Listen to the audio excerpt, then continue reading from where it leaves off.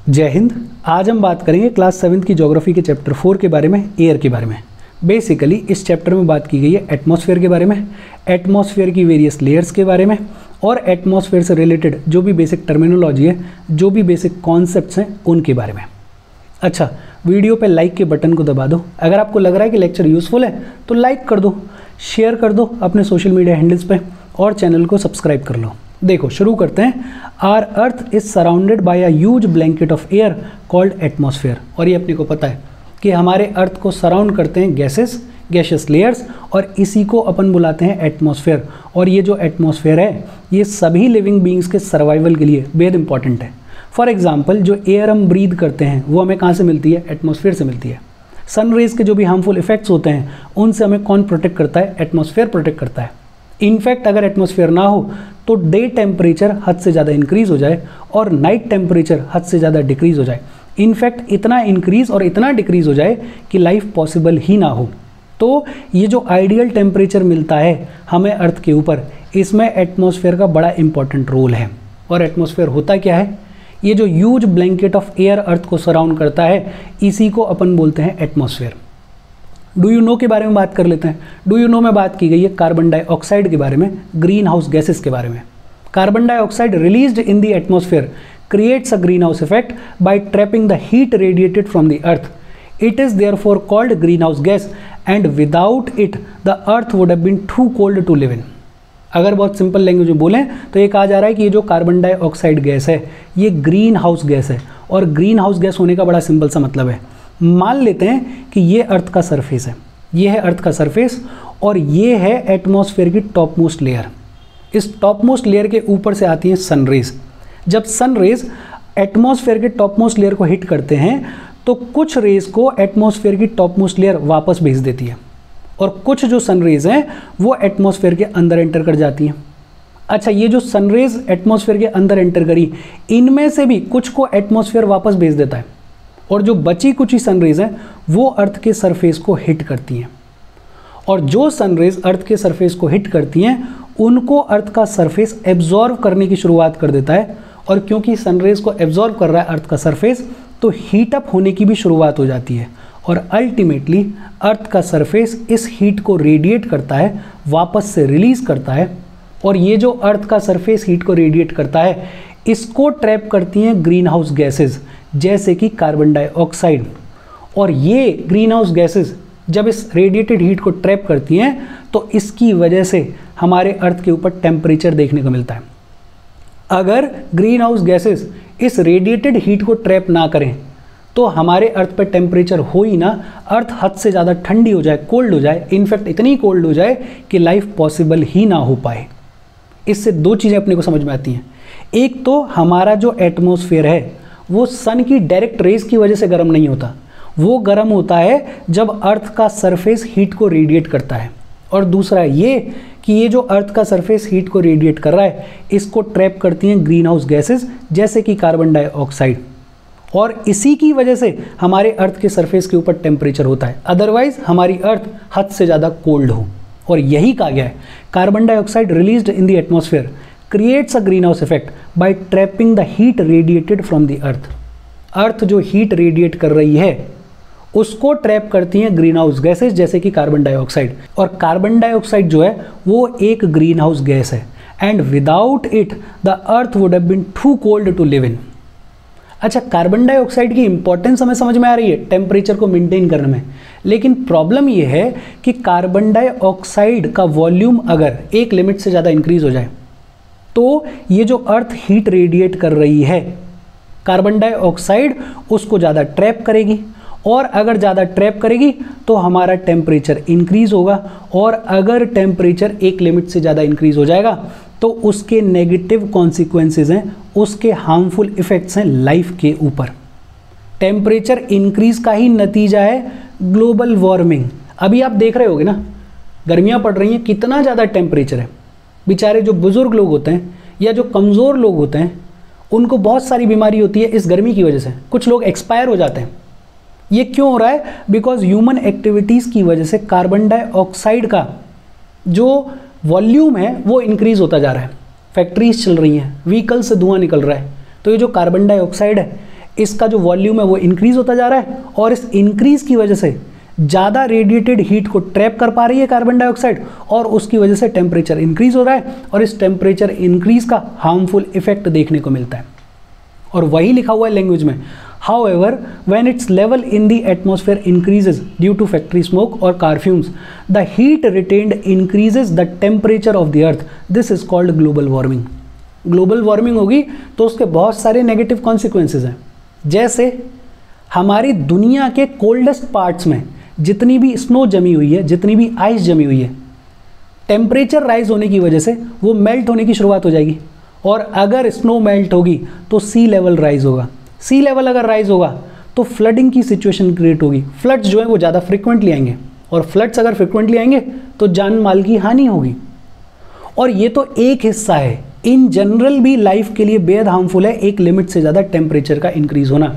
और इसीलिए बार बार कहा जाता है कि एटमॉस्फेयर के साथ में एक लिमिट से ज़्यादा इंटरफेयर नहीं किया जा सकता। इसको बैलेंस्ड रखने में ही हमारी भलाई है, हमारे लिए अच्छा है। इसके बाद बात की गई है कंपोजिशन ऑफ द एटमॉस्फेयर के बारे में। और हमें पता ही है कि एटमॉस्फेयर जो है वो गैसेस से बना हुआ है। और एटमॉस्फेयर की अगर कंपोजिशन की बात की जाए तो एटमॉस्फेयर में दो सबसे ज़्यादा मिलने वाली गैसेस कौन सी हैं? नाइट्रोजन और ऑक्सीजन। 78% नाइट्रोजन है और 21% ऑक्सीजन है। मतलब लगभग 99% ऑफ द एटमॉस्फेयर नाइट्रोजन और ऑक्सीजन से बना हुआ है और बचे कुछ 1% में बाकी सारी गैसेस हैं, जैसे carbon dioxide, helium, ozone, argon और हाइड्रोजन। और उस 1% में भी आर्गन है 0.93%, कार्बन डाइऑक्साइड है सिर्फ 0.03% और बाकी की जितनी भी अदर गैसेस हैं वो हैं 0.04%। गैसेस हैं हमारे एटमॉस्फेयर में और गैसेस के अलावा हमारे एटमॉस्फेयर में टाइनी डस्ट पार्टिकल्स भी मिलते हैं, छोटे छोटे डस्ट के पार्टिकल्स भी मिलते हैं। बाय वॉल्यूम अगर बात करें तो सबसे ज़्यादा मिलने वाली गैस कौन सी है? नाइट्रोजन। और ये जो नाइट्रोजन है ये प्लांट्स के सर्वाइवल के लिए बेहद इंपॉर्टेंट है, लेकिन the plants can not take the nitrogen directly from the air. Plants जो हैं वो नाइट्रोजन को डायरेक्टली एयर से नहीं ले सकते हैं, तो फिर कैसे यूज़ करते हैं? बैक्टीरिया जो कि सॉइल में रहता है, जो कि प्लांट्स के रूट्स में रहता है, वो नाइट्रोजन को चेंज करता है, वो नाइट्रोजन को कन्वर्ट करता है ऐसे फॉर्म में, उस फॉर्म में जिस फॉर्म में प्लांट्स उसको यूज़ कर सकते हैं। जैसे एक फॉर्म है नाइट्रेट्स। ये जो नाइट्रेट्स हैं इनको प्लांट्स यूज़ करते हैं अमीनो एसिड बनाने के लिए। नाइट्रेट्स को यूज़ करते हैं प्लांट्स क्या बनाने के लिए? अमीनो एसिड बनाने के लिए। और ये जो अमीनो एसिड है ये बेहद इंपॉर्टेंट है प्रोटीन्स के बनने के लिए। बड़ी सिंपल बात, नाइट्रोजन प्लांट्स के सर्वाइवल के लिए बेहद इंपॉर्टेंट है, लेकिन नाइट्रोजन को प्लांट्स एयर के थ्रू डायरेक्टली नहीं ले सकते। होता क्या है, बैक्टीरिया जो है वो नाइट्रोजन को चेंज करता है, कन्वर्ट करता है ऐसे फॉर्म में, उस फॉर्म में जिस फॉर्म में प्लांट्स उसको यूज़ कर सकते हैं। फॉर एग्जाम्पल नाइट्रेट्स को प्लांट्स यूज़ करते हैं अमीनो एसिड प्रोड्यूस करने के लिए, और ये जो अमीनो एसिड है इसके थ्रू बनता है प्रोटीन।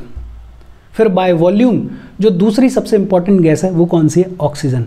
और ऑक्सीजन की इंपॉर्टेंस अपने को पता है, ह्यूमन बीइंग्स हों, एनिमल्स हों, वो ऑक्सीजन को ब्रीद इन करते हैं। हम सांस लेते हैं, हमें ऑक्सीजन की ज़रूरत है। और जो ग्रीन प्लांट्स हैं वो फोटोसिंथेसिस के दौरान ऑक्सीजन को प्रोड्यूस करते हैं। तो बड़ी सिंपल इक्वेशन है, ग्रीन प्लांट्स जो हैं वो रिलीज़ करते हैं ऑक्सीजन और इस ऑक्सीजन को इनहेल करते हैं ह्यूमन बीइंग्स और एनिमल्स। मतलब प्लांट्स हों, एनिमल्स हों, ह्यूमन बीइंग्स हों, सब इंटरडिपेंडेंट रिलेशनशिप में एग्जिस्ट करते हैं, कोई भी आइसोलेटेड वे में एग्जिस्ट नहीं करता है। In this way oxygen content in the air remains constant. और इस तरीके से ऑक्सीजन का जो कंटेंट है वो कांस्टेंट रहता है और हमारा जो एटमॉस्फेयर है वो बैलेंस्ड रहता है। और यही दिक्कत है कि अगर हम पेड़ों को हद से ज़्यादा काटने लग जाएं तो ऑक्सीजन की कमी आने लग जाएगी, और अगर ऑक्सीजन की कमी आने लग गई तो फिर हमारा सर्वाइवल डिफिकल्ट हो जाएगा अर्थ के ऊपर। तीसरी इंपॉर्टेंट गैस कौन सी है? Carbon dioxide. कार्बन डाइऑक्साइड को ग्रीन प्लांट्स यूज़ करते हैं टू मेक देयर फूड, और ग्रीन प्लांट्स जो हैं वो ऑक्सीजन को रिलीज़ करते हैं।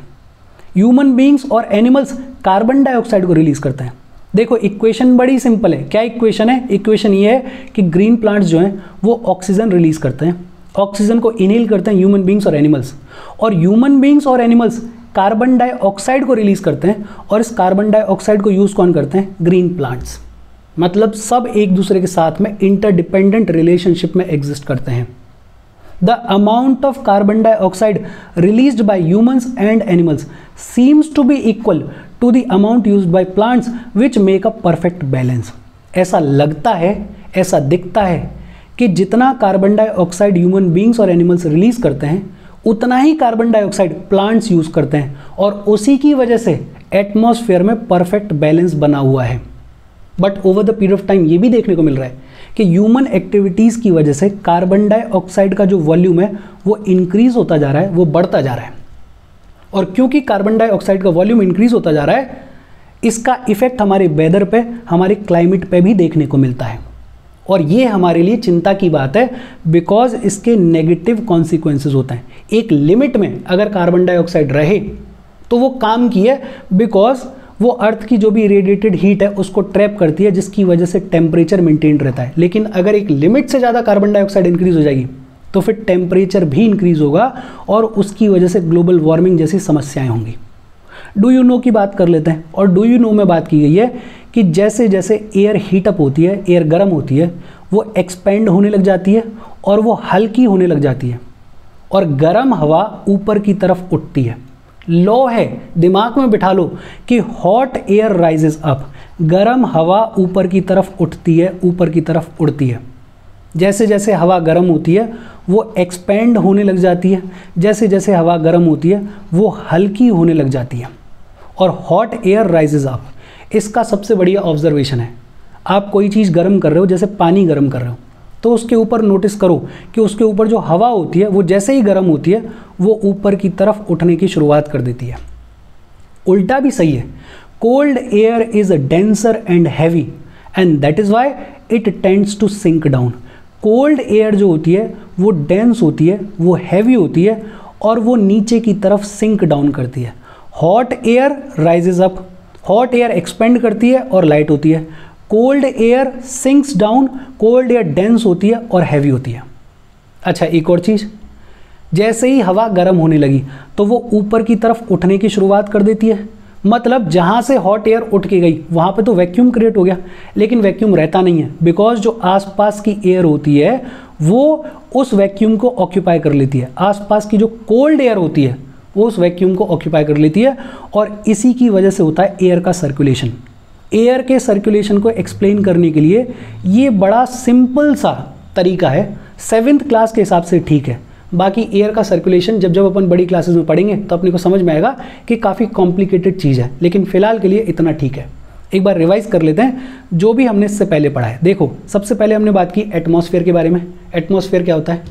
ह्यूज ब्लैंकेट ऑफ एयर जो कि अर्थ को सराउंड करता है, उसको अपन बोलते हैं एटमॉस्फेयर, और एटमॉस्फेयर की अपनी इंपॉर्टेंस है। फिर हमने डू यू नो में बात की कि ग्रीन हाउस गैसेज जैसे कि कार्बन डाइऑक्साइड, इनकी भी अपनी इंपॉर्टेंस है। सनरेज जो कि अर्थ के सरफेस को हीट करती हैं, उसकी वजह से अर्थ का सरफेस हीटअप होता है, और फिर इसी हीट को अर्थ का सरफेस रेडिएट करता है, छोड़ता है, रिलीज करता है, और ये जो रेडिएटेड हीट है इसी को ट्रैप करती हैं ग्रीन हाउस गैसेज जैसे कि कार्बन डाइऑक्साइड, और इसी ट्रैप की वजह से हमारे अर्थ के ऊपर टेम्परेचर होता है, और इसी टेम्परेचर की वजह से लाइफ पॉसिबल है। अगर टेम्परेचर ना हो तो अर्थ हद से ज़्यादा ठंडी हो जाएगी, कोल्ड हो जाएगी, और लाइफ पॉसिबल ही नहीं हो पाएगी। लेकिन एक समस्या भी है कि कार्बन डाइऑक्साइड का जो वॉल्यूम है वो अगर एक लिमिट से ज़्यादा इंक्रीज हो जाएगा तो टेम्परेचर भी एक लिमिट से ज़्यादा इंक्रीज हो जाएगा, और उसकी वजह से ग्लोबल वार्मिंग जैसी समस्या हमें फेस करनी पड़ेंगी। फिर हमने बात की एटमॉस्फेयर के कंपोजिशन के बारे में। 78% नाइट्रोजन है, 21% ऑक्सीजन है, और बाकी 1% में बाकी सारी गैसेज हैं। नाइट्रोजन बेहद इंपॉर्टेंट है प्लांट्स के सर्वाइवल के लिए, लेकिन प्लांट्स जो हैं वो नाइट्रोजन को डायरेक्टली एयर से नहीं ले सकते हैं। होता क्या है, बैक्टीरिया नाइट्रोजन को कन्वर्ट करता है, चेंज करता है उस फॉर्म में जिस फॉर्म में प्लांट्स उसको यूटिलाइज कर सकें। जैसे नाइट्रेट्स को प्लांट्स यूज़ करते हैं अमीनो एसिड प्रोड्यूस करने के लिए, और ये जो अमीनो एसिड है ये प्रोटीन्स के फॉर्मेशन के लिए बेहद इंपॉर्टेंट है। दूसरी इंपॉर्टेंट गैस ऑक्सीजन है, ऑक्सीजन की इंपॉर्टेंस अपने को समझ में आती है। तीसरी important gas carbon dioxide. Carbon dioxide की एक इंपॉर्टेंस तो ये है कि वो रेडिएटेड हीट को ट्रैप करती है और टेम्परेचर को मेंटेन करने के काम में आती है। और दूसरी, प्लांट्स कार्बन डाइऑक्साइड को यूज़ करते हैं अपना खाना बनाने के लिए और ऑक्सीजन को रिलीज़ करते हैं। ये इक्वेशन बड़ी सिंपल है। ग्रीन प्लांट जो हैं वो ऑक्सीजन को रिलीज करते हैं, इस ऑक्सीजन को इनहेल करते हैं ह्यूमन बींग्स और एनिमल्स, और ह्यूमन बींग्स और एनिमल्स कार्बन डाइऑक्साइड को रिलीज करते हैं और कार्बन डाइऑक्साइड को यूज करते हैं ग्रीन प्लांट्स। मतलब सब एक दूसरे के साथ में इंटरडिपेंडेंट रिलेशनशिप में एग्जिस्ट करते हैं। फिर डू यू नो में बात की गई कि hot air rises up, hot air expand करती है, हॉट एयर लाइट होती है, हल्की होती है, और जो कोल्ड एयर है वो डेंस होती है, हैवी होती है, and cold air sinks down. इसके बाद बात आती है स्ट्रक्चर ऑफ द एटमॉस्फेयर के बारे में, और स्ट्रक्चर ऑफ द एटमॉस्फेयर की बातचीत हमने बहुत बेसिक तौर पे की थी 6th क्लास में। आज थोड़ा और ढंग से देख लेते हैं। हमारा जो एटमॉस्फेयर है इसको 5 लेयर्स में डिवाइड करके देखा जा सकता है। कौन कौन सी 5 लेयर्स हैं देखो। सबसे नीचे वाली लेयर है ट्रोपोस्फेयर, और ट्रोपोस्फेयर जो है वो सबसे इंपॉर्टेंट लेयर भी है, it is the most important layer. Troposphere को वेदर लेयर भी बुलाया जाता है। क्या बुलाया जाता है? वेदर लेयर, बिकॉज ये जितने भी वेदर फिनोमिनाज हैं जैसे बारिश वगैरह हो रही है ये सब कहाँ पे होते हैं? ट्रोपोस्फेयर में होते हैं। अच्छा, हमारा जितना भी एटमॉस्फेयर है उसका लगभग 80% हिस्सा जो है वो इस ट्रोपोस्फेयर में मिलता है, और ट्रोपोस्फेयर की हाइट होती है ऑन एन एवरेज 13 किलोमीटर तक।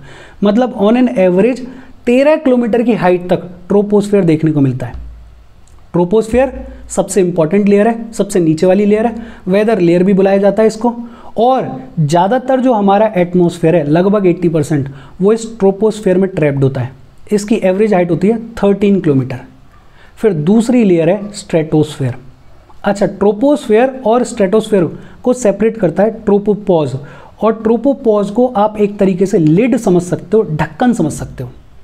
ये जो ट्रोपोस्फेयर में एटमॉस्फेयर प्रेजेंट है ये एस्केप ना कर जाए, निकल के ना भाग जाए, उसके लिए ढक्कन के तौर पे काम करता है ट्रोपोपॉज। स्ट्रेटोस्फेयर की क्या खासियत है? एक बात तो ये कि स्ट्रेटोस्फेयर जो है वो लगभग अप टू 50 किलोमीटर एक्सटेंड करता है। 50 किलोमीटर की हाइट तक स्ट्रेटोस्फेयर जो है वो एक्सटेंड करता है। स्ट्रेटोस्फेयर में ना तो क्लाउड्स होते और स्ट्रेटोस्फेयर में ना ही कोई वेदर का फिनोमिना होता। मतलब एकदम से साफ है स्ट्रेटोस्फेयर। और क्योंकि इतना क्लियर है इसीलिए प्लेन्स वगैरह जो भी उड़ते हैं वो इस स्ट्रेटोस्फेयर में उड़ते हैं। स्ट्रेटोस्फेयर में मिलती है ओजोन। ओजोन की लेयर कहाँ मिलती है? स्ट्रेटोस्फेयर में। और ओजोन की लेयर की इंपॉर्टेंस आपको पता है। ओजोन की लेयर हमें हार्मफुल अल्ट्रा वायलेट रेज से प्रोटेक्ट करती है, तो स्ट्रेटोस्फेयर की भी अपनी इंपॉर्टेंस है। फिर तीसरी लेयर है अपनी मीजोस्फेयर। स्ट्रेटोस्फेयर और मीजोस्फेयर को सेपरेट करता है स्ट्रेटोपॉज। और ये जो मीजोस्फेयर है ये एक्सटेंड करता है लगभग up to the height of 80 kilometre. Up to the height of 80 kilometre mesosphere मिलता है। और मीजोस्फेयर की इंपॉर्टेंस क्या है? आपने एक टर्म सुना होगा, मीटेरॉइड्स। सुना है क्या? मीटेरॉइड्स। ये जो मीटेरॉइड्स हैं ये इसी मीजोस्फेयर में आके जलने लगते हैं और ख़त्म होते हैं। हमने एक करंट अफेयर का सेशन पढ़ा है और उस करंट अफेयर के सेशन में बहुत ढंग से बात की गई है मीटेरॉइड्स के बारे में। बेसिक तौर पे अगर बात करें तो 3 टर्म्स होते हैं। एक होता है मीटेरॉइड, होपफुली ये तो सुना होगा, मीटेरॉइड। मीटेरॉइड बेसिकली क्या होता है? आसमान में, स्पेस में रॉक्स हैं। बेसिकली मार्स और जुपिटर के बीच में एक एस्टेरॉइड बेल्ट है, एक रॉक्स की बेल्ट है, और ये जो रॉक्स हैं ये सन के चारों ओर चक्कर लगा रहे हैं।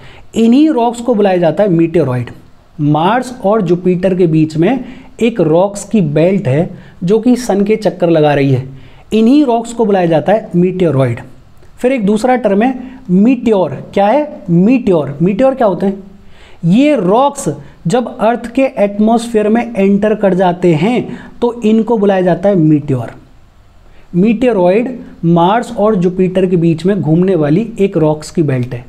जब ये रॉक्स अर्थ के एटमॉस्फेयर में एंटर कर जाते हैं तो इन्हें बुलाया जाता है मीटियोर। लेकिन जैसे ही ये अर्थ के एटमॉस्फेयर में एंटर करते हैं तो फ्रिक्शन जनरेट होता है और उस फ्रिक्शन की वजह से ये जलना शुरू हो जाते हैं और जल के ऊपर ही ख़त्म हो जाते हैं। यहाँ तक तो कोई दिक्कत नहीं है। लेकिन कुछ मीटियोर्स, कुछ रॉक्स इतने बड़े होते हैं कि वो पूरे अर्थ के एटमॉस्फेयर को क्रॉस करके अर्थ के सरफेस को हिट कर जाते हैं और उनको अपन बुलाते हैं मीटियोरॉइड्स। उनको अपन क्या बुलाते हैं? मीटियोराइट्स। ऐसे मीटियोर्स जो कि अर्थ के एटमॉस्फेयर को क्रॉस करके अर्थ के सरफेस को हिट करते हैं, उनको अपन क्या बुलाते हैं? उनको अपन बुलाते हैं मीटियोराइट्स। और आप समझ सकते हो ये एसेंशियली रॉक का टुकड़ा है, अर्थ के सरफेस को हिट कर रहा है, तो ये अर्थ के सरफेस पे डैमेज भी कॉज कर सकता है। फॉर एग्जाम्पल किसी हाई डेंसली पॉपुलेटेड एरिया में मीटियोराइट गिर गया है तो वहाँ पे तो नुकसान होगा, वहाँ तो जान माल की हानि होगी। तो ये जो मीजोस्फीयर है इसमें ये जो मीटियोराइट्स आते हैं ये जल जाते हैं, ज़्यादातर मीटियोराइट्स जो हैं वो जल जाते हैं, ख़त्म हो जाते हैं, कोई एक दो होता है जो कि अर्थ के सरफेस तक पहुँच पाता है। फिर चौथी लेयर है थर्मोस्फेयर। मीजोस्फेयर और थर्मोस्फेयर को सेपरेट करता है मीजोपॉज। और ये जो थर्मोस्फेयर है इसमें टेम्परेचर इंक्रीज होता है और बहुत रैपिडली इंक्रीज होता है। क्यों इंक्रीज होता है? बिकॉज ये सन के पास में है तो हीट ज़्यादा आती है, इसलिए थर्मोस्फेयर में टेम्परेचर जो है वो रैपिडली इंक्रीज होता है।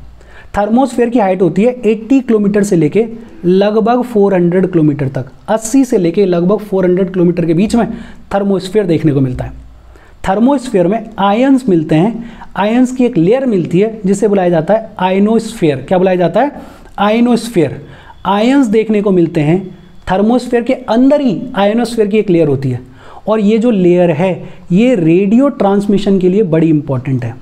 तो अपन ये कह सकते हैं कि thermosphere is responsible for radio transmission. और जो सबसे ऊपर वाली, सबसे बाहर वाली लेयर है उसको अपन बोलते हैं एक्सोस्फेयर। और एक्सोस्फेयर में कोई एयर होती नहीं है, थिन एयर होती है, कहीं कहीं थोड़ा बहुत हीलियम वगैरह देखने को मिल जाती है, बहुत ज़्यादा एयर होती नहीं है। एक बार फिर से रिवाइज कर लेते हैं।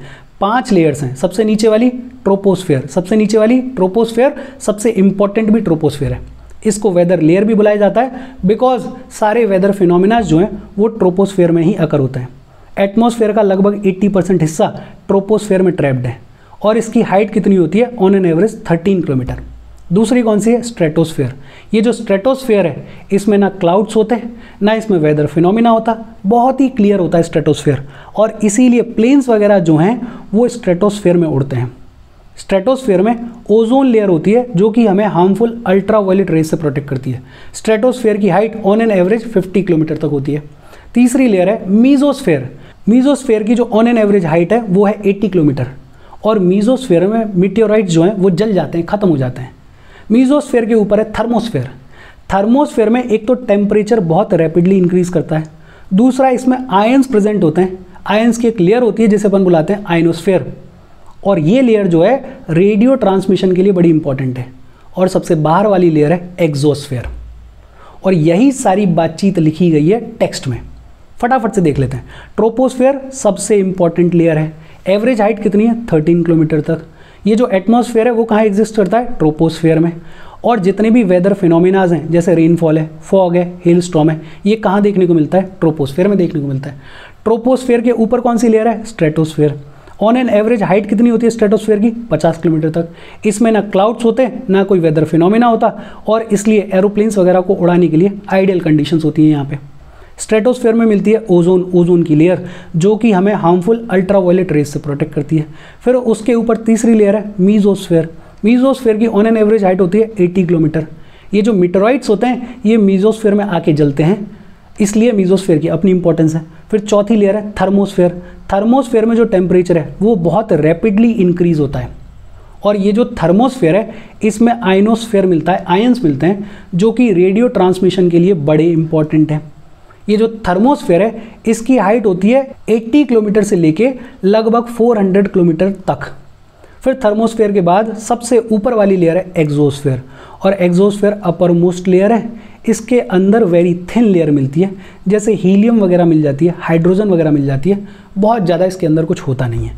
और इसके साथ एटमॉस्फेयर की लेयर्स की बातचीत खत्म हो गई।